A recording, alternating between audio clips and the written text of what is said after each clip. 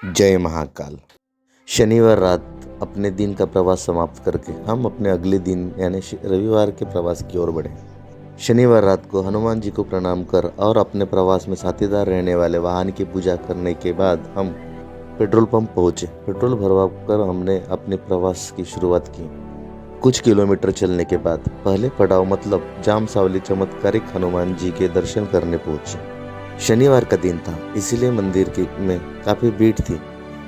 कुछ समय भजन सुनकर हम प्रभु के दर्शन करने पहुंचे। दर्शन के बाद कुल्हड़ वाली चाय पीकर आगे बढ़े।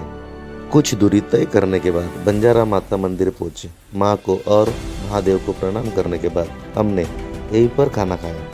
फिर आगे के प्रवास की ओर बढ़े। रास्ते में हनुमान जी और थोड़ा बहुत ट्रैफिक का सामना भी करना पड़ा। लंबे समय प्रवास के बाद हम अग्निकुंड यानी ज्वाला माता मंदिर पहुंचे। यहाँ भरी ठंड में प्रकृति का चमत्कार देखने का सौभाग्य प्राप्त हुआ।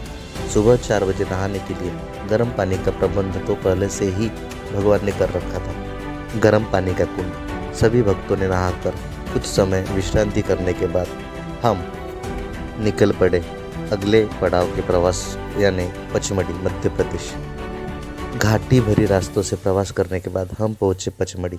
यहाँ पर थोड़ा नाश्ता करने के बाद हम आगे की ओर मतलब चौरागढ़ की ओर बढ़े।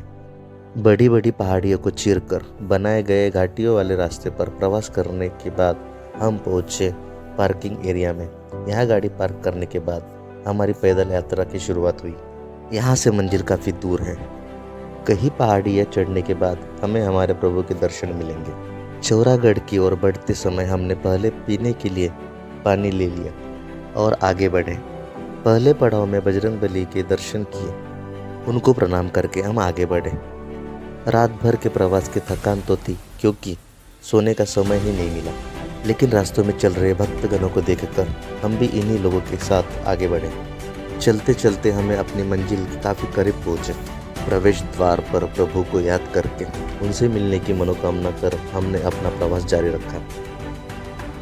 काफ़ी उतार चढ़ाव और कठिनाई भरे रास्तों से गुजरते हुए और रास्तों पर चल रहे भक्तों को देखकर प्रभु से मिलने की आस और उनके दर्शन की मात्र इच्छा को देखकर हम भी अपनी थकान मिटाते हुए आगे बढ़ते गए। चलते चलते कई बार मंदिर की ओर देखकर अपने आप को तसल्ली देते हुए कि मंजिल काफ़ी नज़दीक है, हम आगे बढ़ते गए। एक समय बाद पीछे मुड़कर देखे तो हम काफ़ी बड़ी बड़ी पहाड़ियों पार कर चुके थे। लोगों के साथ चलते हुए हमें तो पता ही नहीं चला कि हम कितनी दूर तक चले आए। लगभग 10 किलोमीटर की दूरी अभी पैदल चलकर हमने तय कर लिया था। और फिर खुशी का वो समय भी आया। मंदिर में जाने वाले रास्ते पर प्रवेश द्वार के दर्शन हुए और सामने में थे हमारे और आप सभी के प्यारे महादेव। कुछ सीढ़ियाँ चढ़कर मंदिर परिसर में पहुँचे। यहाँ लगी भीड़ देखकर ऐसा लगा जैसे स्वर्ग पहुँचे हो। यह जगह किसी स्वर्ग से कम नहीं। यहाँ मंदिर परिसर में रखे त्रिशूल देखकर सोच में पड़ गए कि इतने बड़े बड़े त्रिशूल लेकर भक्त यहाँ तक पहुँचे कैसे।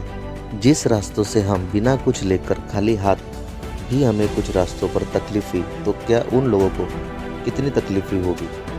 शायद वो भी पागल लोग ही होंगे जिन्हें प्रभु से मिलने की चाह होगी। मंदिर के भीतर प्रवेश के बाद हमें दूर से ही प्रभु के दर्शन मिले। उन्हें देखकर ऐसा लगा मानो वो हमें देखकर मुस्कुरा रहे हैं। बस और क्या चाहिए। मंदिर के भीतर लगी कतार में हम भी खड़े थे। धीरे धीरे आगे बढ़ते गए। यहाँ फोटो निकालना मना है ऐसा किसी ने कहा, लेकिन हमने तो वीडियो ही बना लिया। प्रभु के दर्शन बाद हम बाहर निकले। मंदिर परिसर में चल रहे नृत्य का आनंद लिया। सारी थकान ही भूल गए। इसी परिसर में थोड़ा नाश्ता कर मंदिर से आने वाले रास्तों की ओर एक नज़र घुमाकर देखने पर पता चला कि हम धरती से कितनी ऊपर में खड़े हैं। बड़ी बड़ी पहाड़ियाँ देख मन प्रसन्न हो गया। यहाँ से नीचे उतरते समय गर्भगृह में रखी भोलेनाथ की पहली और ओरिजिनल मूर्त के दर्शन लिए। कहते हैं यह मूर्त खंडित हो गई थी, इसी कारण दूसरी मूर्त मंदिर में रखवाई गई।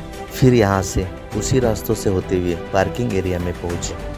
यहाँ से घर की ओर निकले। रास्ते में एक ढाबे पर घर वाला खाना बनवाकर खाना खाकर आगे के प्रवास पर निकल गए। घर आते समय एक प्रसिद्ध हनुमान जी का मंदिर दिखा। मंदिर तो बंद था, लेकिन कहते हैं कि प्रभु हमें देखते रहते हैं, तो उनके दर्शन करके फिर आगे बढ़े। काफ़ी लंबे समय का प्रवास तय कर हम सुबह 2 बजे घर पहुंचे।